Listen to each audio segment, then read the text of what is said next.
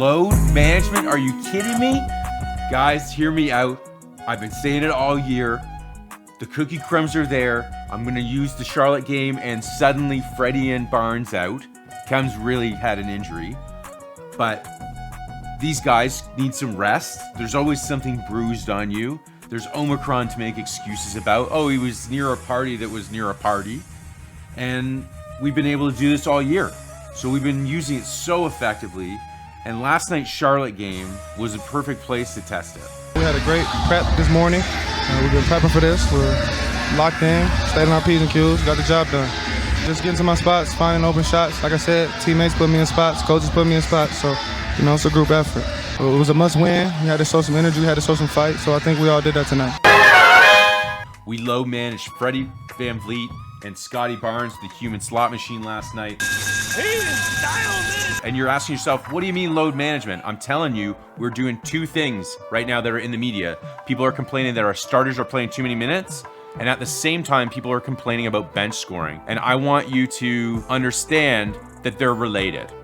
So we load managed Freddie and Scotty last night, and that load management coupled with Kem still legitimately out with an injury, and Champagny got booted for a ridiculous call. So that led to more minutes for other guys. So let's take a look at the Charlotte game, because this was a game that most media in the States was not watching. The Raptors versus the Charlotte Hornets.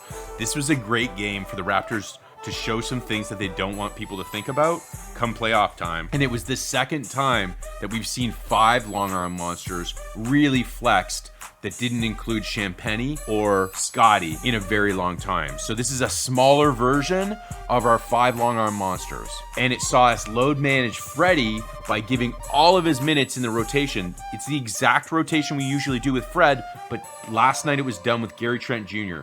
I'm expecting the same thing tonight against the Bulls. We'll see if I'm right. Could take a look at last night's game and say the bench scoring was better or worse. It doesn't matter. The point is the bench was starting.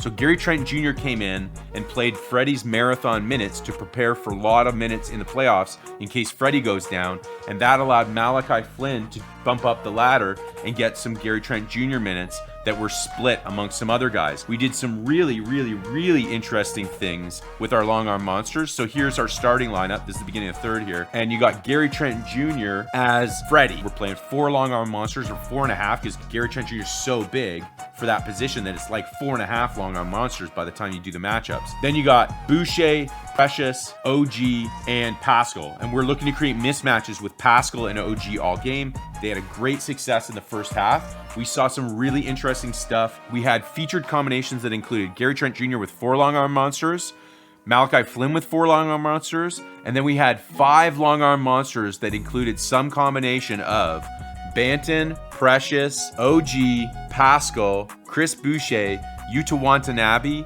and I think, did I say Banton?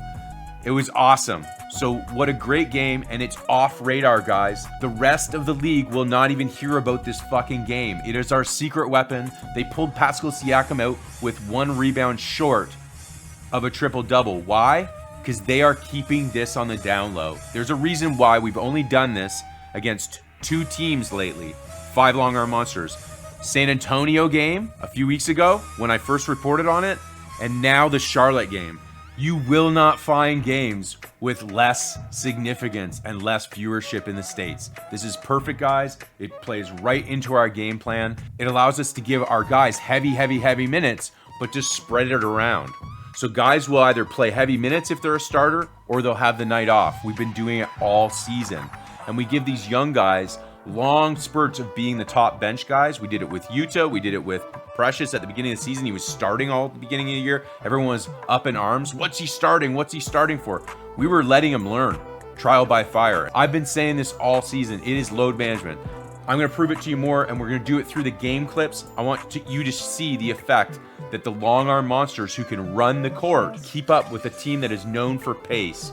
The Charlotte Hornets. This was a really clutch game for the Raptors, and no one in the NBA who is sleeping on the Raptors will even watch highlights of this. Stephan A will never watch these clips, do you understand? And they won't even talk about Pascal Siakam because he didn't get the triple-double. It's good for us, guys. It's good for us. Under the radar. Go ahead and sleep on our Raptors, boys. We are training and we are load managing Fred and Scotty right now. So there you go, guys. Load management is so 2019, but we're doing it again this year. We are giving our starters marathon minutes, and we are giving our top guys time out of the rotation where they're just on the injury list. There's some legitimate injuries too, but we are deliberately giving our role players starters minutes or more minutes by resting some key guys from time to time. This is so that come playoff time, their guys can't run for as long as we can run. We're gonna take the pace to them and we're gonna sustain it for the whole game. We are gonna be continuing to tinker and see who the next man up is and make sure that if they have to come off the bench because Freddie does get injured, we got a next guy ready to go.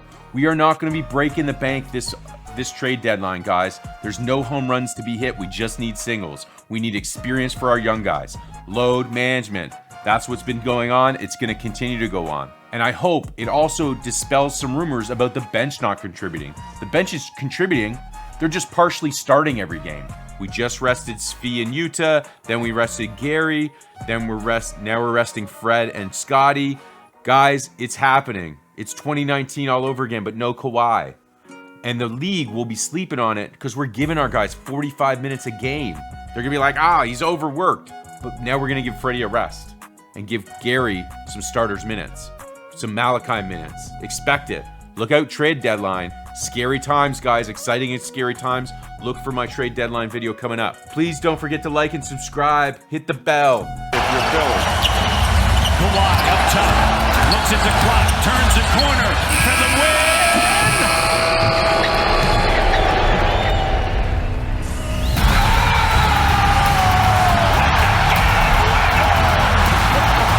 Kawhi, do you remember when we were load managing you with such great success? I don't even know where you're sitting at. That's bullshit, Kawhi. This is Chef's Kiss approved. Mwah!